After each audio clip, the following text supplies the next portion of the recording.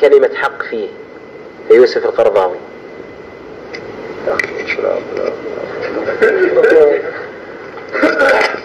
لا شك أن يوسف القرضاوي الآن من أخطر الدعاة إلى الباطل،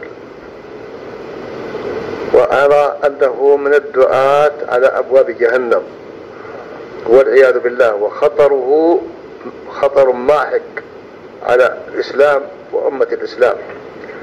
فنسأل الله أن يهديه أو يريح الناس من شره وفتنته التي يعني استخدمت أو سهلت لها فتنته كل الوسائل الجوية والبرية والبحرية، ففتاواه سيل عارم وتيارات تعصف بشباب الأمة مع الأسف الشديد، وخاصة الجهل منهم.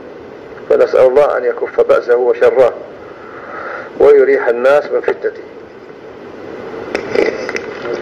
بارك الله فيك يا شيخ، ونسأل الله أن ينفع بك المسلمين جميعا. آمين يا شيخ. وعلماء الإسلام جميعا. آمين يا شيخ.